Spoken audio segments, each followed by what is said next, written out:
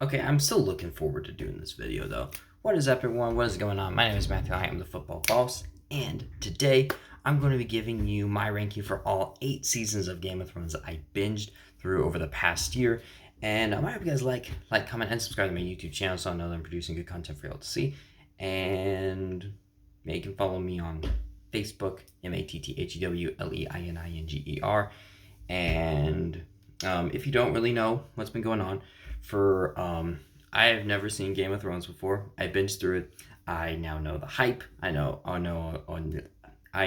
all the characters now, and I know how awful of a final season 8 is. So with that being said, I think we should just get right on into it. Let's get started because I got a lot of thoughts to say about this. And also let me know what your list is down below in the comment section. I don't really know what most people's rankings are, what like the favorite season is though. I do have a distinct ranking of the seasons though. No, I've only seen these seasons once though. I'm pretty sure some of my bottom ones most people will agree with though. But besides that, I'm kind of up in the air. So yeah. So let's get on into it though. Hopefully I will not get copyrighted for this. Number 8 in last place, I have the disaster that is Game of Thrones Season 8.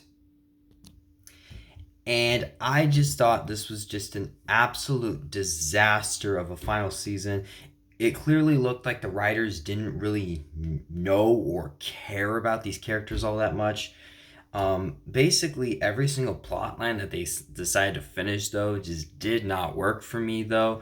Making Daenerys go mad for I'm not sure why, though, doesn't make any sense to me, though. Bran the Broken on the Iron Throne definitely is not something that I would have liked, and they just absolutely rushed through everything. And it makes me think that they should have either split this into 2 more seasons where we should have had a Game of Thrones season 9, or it should have at least been like 20 episodes. But we just don't have time for that because we have to quickly rush through everything because I don't know. I don't know why we have to rush through. I just think it's really stupid why we have to rush through these though. And really this season really reminded me of a Disney Plus, some of the Disney Plus shows. I don't want to crap on Disney because I do love Disney. I love Marvel. I love Star Wars though, but some of their shows are definitely very rushed and they sometimes really don't know how to structure them very well. This season is very poorly structured, but for me, the thing that didn't work the most is that for Game of Thrones, it's been working well for 6 seasons. All 6 seasons have been loved and praised, not only by me, but of the fans of the show as well. And of course, I'm sure you've heard this already. If it ain't broke, don't fix it. But for some reason, they decided to do it 6 episodes. Why? I don't know. And yeah, there's just not really much I liked about the season. This is just such a disaster of a season, in my opinion, that to me it was easily in last place. Then we go at number 7. It's not that much better, but I think it is better. I have Game of Thrones Season 7. Now, the reason why I do think that the season is slightly better than Season 8, I don't think it is as much better. This is another rushed season. This is where everyone starts teleporting everywhere. There's also some kind of stupid moments in this, though, like, oh, let's bring a zombie to Cersei for I don't know why. But this is the season that I really feel like if you add 3 more episodes, kind of fix the stupidity, stop the teleporting though. I don't think this is an amazing season, but I think it's decent at best. Where you can probably go, okay, I can see how this like fits along with the rest of Game of Thrones, and but yeah, but we have to rush through it all because yeah, I don't know. But this was really kind of the downfall for me. I enjoyed the first 6 seasons, though. These are the last 2 seasons that I was just very frustrated with throughout the entire. They just frustrated throughout it all, though. But just like I said, I do think this one is slightly better because there are at least some cool moments in this season, though. Of course, you have Of course, you have Daenerys arriving in Westeros, though, her taking out the entire Lannister army, though, with only one dragon. Though, you, of course, have your big meeting with all of your other characters. So you get the reveal of Aegon Targaryen, even though it gets thrown away in the last season. But we're going to stop roasting Season 8, or I'm going to try to stop roasting Season 8 though. The production wise is really cool. It is really awesome to see the Night King tear down the wall with an ice dragon though. It is cool seeing a dragon burn through an army of the dead, and it's stuff like that that I go, okay, if George R. R. Martin wants to continue down that path though, I'm like, go ahead. I don't have a problem with that. I just hope he can kind of fix up some things to get to those big, awesome moments, though. And that is, to me, why Season 7, I think, is better than Season 8. Although it's really not that much better, though. Now, here we go to number 6. This is a season I think could be controversial, though. I do have my reasons why, though. I wouldn't be surprised if people have it higher, though. But let's just do it, though. Number 6, I have Game of Thrones Season 1. Now, the reason why I have this one so low, not that I'm saying I didn't enjoy it, though, but this is honestly the season that I really don't really remember a whole lot of it, though. I didn't really know the vibe of the show. I didn't know how dark or how kind of gross it was going to be. I kind of wish I knew before I started watching it, because like one of the opening scenes, Emilia Clarke takes her clothes off, and I'm like, oh my gosh, okay, this is what the show's gonna be like. Yay, this is gonna be pleasant to watch. And so unfortunately, that was kind of what I got out of the season and this was unfortunate what I got out of the season at first. I was not a big fan of the justice. I was not I'm a big fan of the sex though, and I just felt like this was a season that just wanted to go like, oh, let's see how dark and like brutal we can do these things. Let's focus on this guy like dying of this like stake that goes through his neck though. Not a fan. And while it's definitely very gory throughout the show, it's not like every death in the show is this gory, bloody mess. Like, of course, later on, you get season 5, Jon Snow gets stabbed to death. I mean, it's not I mean, while they do stab him in the chest, it's not like they just stab him in the throat and just like blood goes everywhere. Like it's not something like that though. Like he has a pretty bloodless death. I mean, yes, his clothes are covered in blood. Blood kind of seeps away, and you can kind of see blood squirting out though. But that's not but that's not like a Jon Snow just gets brutally murdered, blood goes everywhere kind of thing. And this is the season that I felt like we just need to make every death like that though. I do feel like they toned that back a little bit later on though. Also, this is the season that really kind of feels like a bit of an outlier to me, because your two leads are Ned Stark and Robert Baratheon, and none of them make it out of this season alive. So right away, this season just feels a bit odd. Though this is, of course, the season where most of our groups are together. Though most of our groups are together because we're basically in King's Landing, the Wall, wherever Daenerys is at, and then Winterfell, and then of course it just keeps getting spread out over everywhere. So just as I said, this season honestly kind of feels like a bit of an outlier to me. Of course, this is the season that Theon doesn't really do anything. Robb doesn't even do a whole lot though. And I do, and obviously this show got better. I got sucked into it more. I'm sure if I rewatched season 1 again, I'm sure I would like it much better than I did the first time though. But the first time I watched it, I actually wasn't the biggest fan of it though. But there were a couple things I liked. I liked Tyrion. Daenerys, I liked her story in season 1. Jon Snow was just this good guy, and then of course I wanted to see Joffrey get murdered. So those are the only reasons why I kept watching this show, and I just got more and more invested into it though, and now I am a big Game of Thrones fan. Also, by the way, House of the Dragon will not be on here. I haven't seen that yet, though. I'm not exactly in the right of mind to watch that right now. So, as of right now, Game of Thrones Season 1, not my favorite. If I watch it again, which I do want to watch it again, though, I feel like I would like it better, which then it would probably get put higher on this list. Then we go to number 5. I have Game of Thrones Season 3.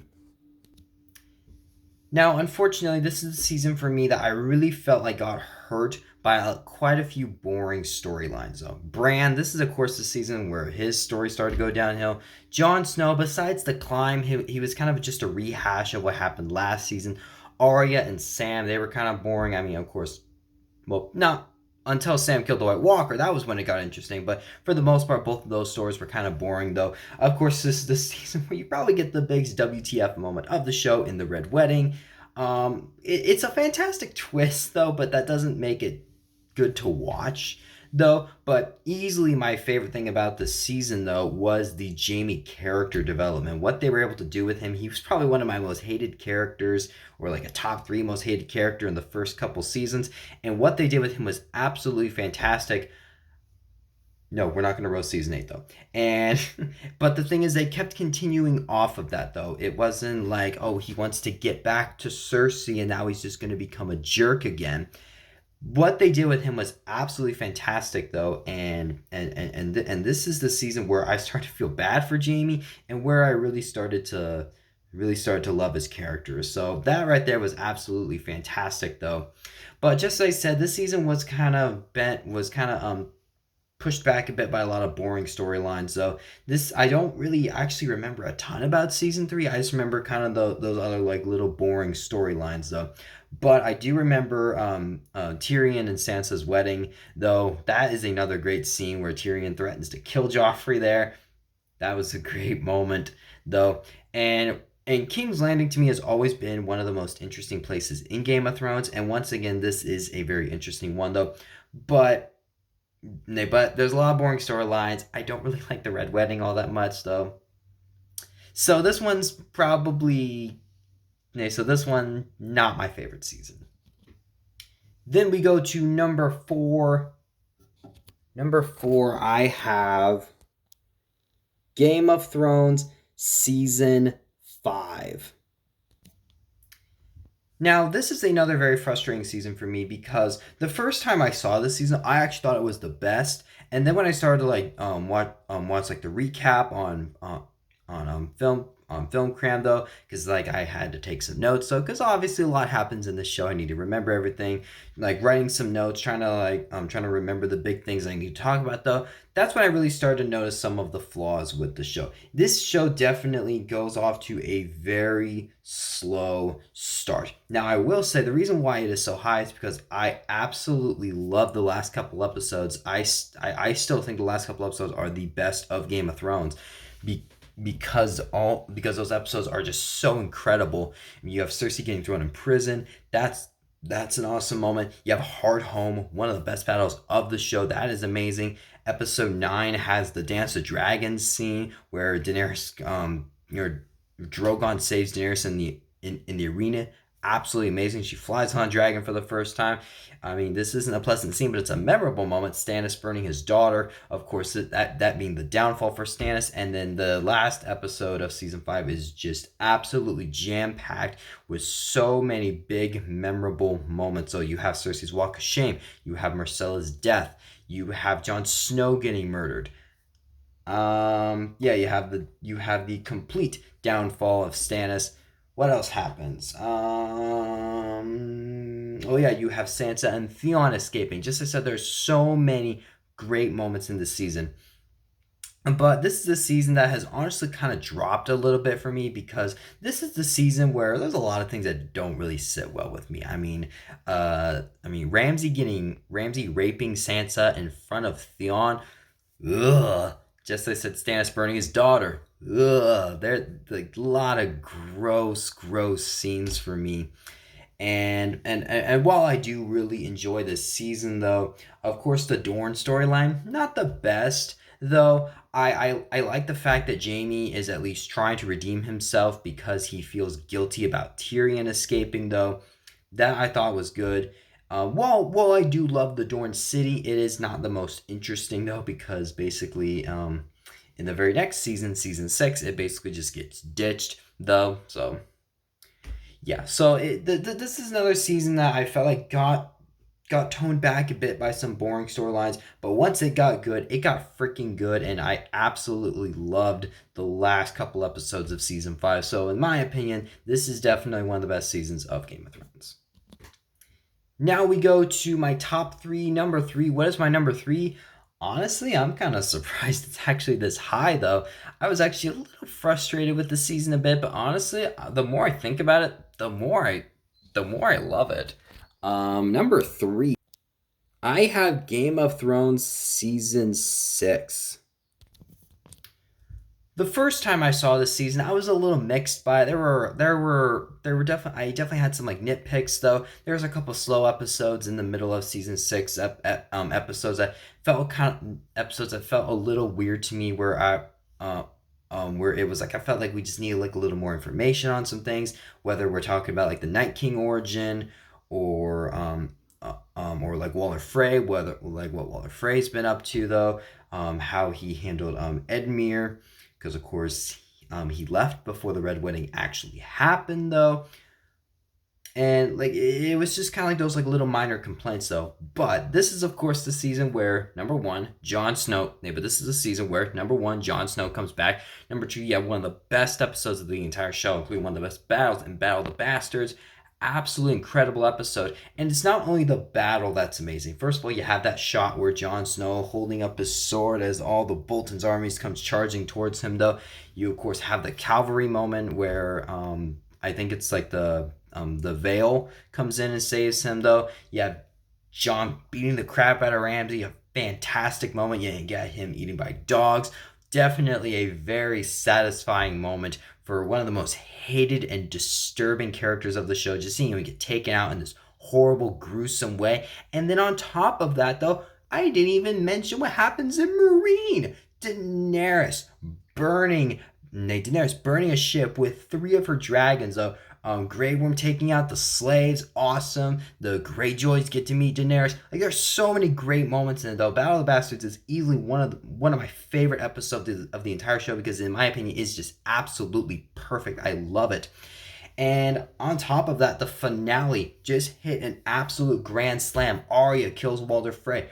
Cersei takes out the scepter, and of course of course, the way season 6 ends is honestly the way I hope George R. R. Martin starts taking some things though, because you basically have because you basically just have 4 different armies. You have the White Walkers beyond the wall. You have Daenerys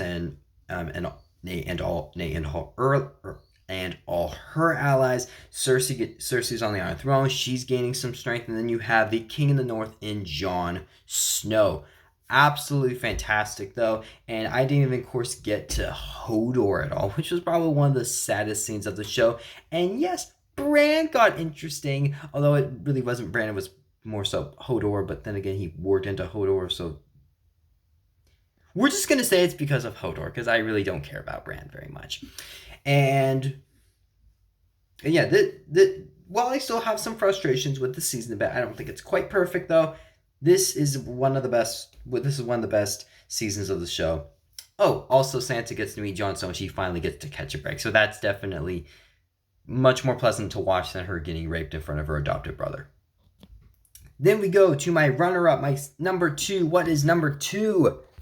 I have Game of Thrones Season 2. And this is the time where I really started to enjoy the show. There were definitely a lot more moments that I enjoyed more about the show. I was looking forward to seeing every episode as it was going on, though. You get introduced to more of the Baratheons, though, Renly and Stannis. Of course, Renly gets murdered kind of right off the bat. Actually, Renly got introduced in season 1. I just don't really remember him very much. Apparently, he was in it. Like, that's... Yeah, that's kind of all I know. But I do remember that this is the one where we meet Stannis, though. Of course, it is a battle that gets slowly hinted at, though, being like, oh, Stannis is coming, we have to defend him. And you get another awesome battle in Blackwater, which is what the Long Night should have been. Oh, I said I wasn't going to roast Season 8 anymore. Oh, well. And yeah, Blackwater, one of the best episodes of the show. I mean, it basically just spends an hour of the show in this big, massive battle, though. You of course get some more teases for the Red Wedding about some of the consequences that Rob's gonna have to deal with. You get introduced to Yurgit in this season though, where of course she has one of her great lines, "You know nothing, Jon Snow." They definitely have a very nice back and forth chemistry with one another though. Of course, Daenerys isn't really particularly interesting in this season though, but you get to see her use her dragons for the first time though, taking out the creepy magic guy. Let's just call him that because her story was kind of boring with the season. But easily one of my favorite easily one of my favorite moments about the show is of course Tyrion Lannister. This is, in my opinion, the best of Tyrion Lannister. And since Tyrion Lannister is one of my favorite characters, though, that is why this season is so high up here. Because so many people hate Joffrey, whether it's the audience or people actually in the show. They want him dead. They don't want him on the throne. Tyrion just looks at him as someone that he's like, hey, I was told I need to help you, so therefore I'm gonna help you whether you like it or not. And it leads to some fantastic lines, of course, where he slaps him in the face and says, I have struck a king, did my hand fall from my wrist, or when he threatens to kill him, though, where he's like, oh, that was a threat. See the difference? Actually, no, wait, he said that to Sir Meryn. Oh well, and of course he does some like detective work though, where he's just like finding, where he's like getting rid of like all the moles though, the people that Cersei uses to pull the strings with though. He just gets rid of all of them though. And there's a lot of scenes in this show. I mean, there's a lot of scenes in the season that I do rewatch though. I love it when he's like taking out some of the guys, and he just has the perfect amount of quips in there where it doesn't feel like forced humor though, but it just feels like he's acting like his character. And this, in my opinion, is the best of Tyrion Lannister, and that is why the season is so high must, because I do love Peter Dinklage as Tyrion Lannister. But for me, easily number one of the greatest seasons of television, I think, and this is when I was like, yeah, this show is freaking awesome. If you're doing the math, you probably know what it is. Number one, my favorite season of Game of Thrones, easily, is season 4. Yeah, where do I start? There's basically something in every episode that makes you go, wow, that was awesome. Oh, okay, well, okay, there's at least something that like is like that's like memorable though. Of course, some scenes are not always pleasant to watch though, but yeah, I think you understand what I'm saying, though. On top of that, though, I think this was the absolute perfect bookend for Tyrion Lannister in King's Landing because, of course, right away he goes to Meereen. Of course, he does come back a couple other times, though. But, of course, this was basically him being done with King's Landing. And you kind of want him to get the happy ending. You want him to get the respect, though. But he gets it in a very different way. They also play around with his death a lot, though, where it's like, oh, maybe he's going to die, maybe he's not going to die, maybe he is going to die, maybe he's not going to die. And every single action that leads into this season, though, has dire consequences coming up, though. Of course, right away, you have Joffrey getting murdered, though. One of the best moments of the show, because he's probably one of the most hated characters of the show. And it's done so perfectly because it's like this twist where it's like you can see something bad's gonna happen, and when all of a sudden he gets murdered, it's like, oh, nothing bad's gonna happen, something awesome's gonna happen. In a couple episodes, you get his trial speech, one of the best speeches of the entire show. Peter Dinklage just puts his A game acting on the table. Shortly after that, you get the Mountain of the Viper, a great fight scene that has a very gruesome ending and then you have one of the best revenge kills of the season where Tyrion kills Tywin. And Tywin really is one of my favorite characters of the show. He's so well written. He's written as this really bad and evil person where, of course, last season, I mean, he orchestrates the Red Wedding, though. But he's also very wise. The scene where he educates Tommen, I think I've pulled that clip up on YouTube like probably 3 or 4 times. I just love watching it, though. And it just really shows his wisdom where it's like he's not all evil. He does have some very good qualities to him, though, and that is something that I do absolutely love about Tywin, though. And while it was kind of sad to see Tywin go, his death also has some very major consequences to some of the later seasons, though, where, of course, Cersei puts the High Sparrow in charge. High Sparrow betrays her. She murders High Sparrow because of his death. Tommen kills himself. Tywin's death is really probably one of the biggest what ifs of the show because it sets up so much though. But the best part is it's a death that really didn't have to happen. But just as I said, it's probably one of the best revenge kills of the season. It is a fantastic scene. While it was sad to see Charles Dance go, that was definitely a great kill. On top of that, you get introduced to your Mandalorian Din Djarin, well, your Mandalorian Oberyn Martell, though of course he doesn't last very long, but Pedro Pascal definitely puts his A game when he's there. And yeah, just while his death isn't pleasant to watch though, that was just awesome there. And I didn't even get to some of the other storylines though. Arya's storyline was a bit boring for me at first though, but of course it set up her not wanting to kill the Hound because the Hound has been someone that's been taking care of her, kind of teaching her how to fight though. And of course she heads off to the assassin training. Of course that was kind of a boring storyline for a season though, but we're talking about season 4, not season 5. On top of that, you get on top of that, Sansa gets a bit of a break though, where every little finger gets it gets revealed a little finger, and I think the other woman of the Vale, though, the one that Littlefinger pushes over the edge, though, it gets revealed that they were the ones that killed Jon Arryn. They were the ones that kind of kickstarted this entire show off, though, and I mean, for Daenerys, well, Daenerys' storyline isn't the most interesting, though. It also shows on what kind of a queen she's going to be, on what she wants to do with her people, though. She locks her children up for her people, though. It's not the most interesting. It's not the most flashy, though. But it shows on what kind of a queen she wants to be. She is ruling the entire season. And then, yep, that's about it. Nothing happened with Jon Snow. Oh, who am I kidding? Jon Snow was a freaking amazing, though.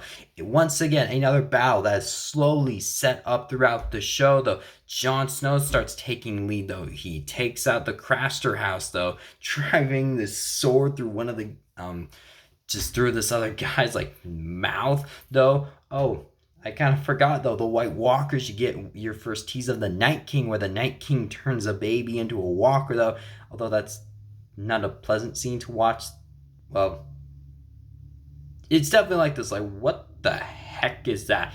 And then you got the Watchers on the Wall, which might be my favorite episode. It's such a fantastic episode. It's got some great fight scenes, though. Jon Snow gets to fight like the guy with the axe, and the choreography is amazing. I mean, they're going swinging their swords around. I mean, it's so freaking good.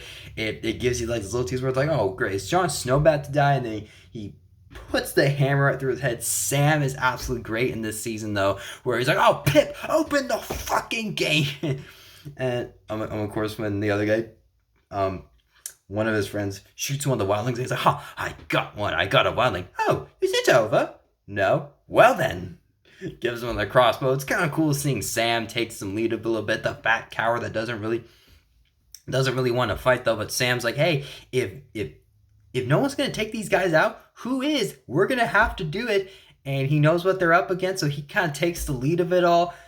I mean, of course, with him and Jon Snow definitely being the MVP, though. Of course, Alliser Thawne, it's actually kind of cool to see him okay, look, Jon, I know we don't really like each other all that much, but please let's put that aside right now because we got to take this out, though. Alliser Thawne, he's another great written character, though. And this is where I, and this is where kind of the genius of the season starts to come in. It takes interesting, complex characters, though, where someone not everyone in the show is just pure evil. They have good qualities to them, though.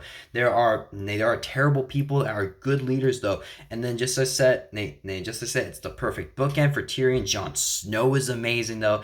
I basically love everything about the season, and even Bran gets to go where he's been wanting to go. It leads not to really anything, but he gets to the Red Raven, so I mean at least there's that. I mean, he gets to where he's going. There's at least a point to it all. It's not like he's like 10 episodes later. But yeah, this is a season I just loved absolutely everything about it, though. If you watch my review, I basically love it just as much as I do now, and this is where I could really see the genius of the season, where I was enjoying it up to this point, but I'm like, no, this show is freaking amazing. Bit of a shame it went downhill from there, but Although I do like seasons 5 and 6 though. But yeah, but hey, let me know what you guys think down below in the comments though. We're gonna X out that tab, and hopefully one day I will be doing a character ranking though. I'm about to hit 30 minutes though, but who cares? But hey, if you guys enjoyed today's video, you can leave a like right down below though. Give me your ranking of all the Game of Thrones seasons though. If your favorite season is not my favorite, no, I enjoyed basically all the seasons except for seasons 7 and 8, but although I don't think those are anyone's favorites though. But yeah, that is my list. I got 2 more videos coming out on this channel, and then we're basically just gonna stop making videos until I get this bigger, because we're gonna school myself for a bit. Yeah, I'll see you guys next time. Bye.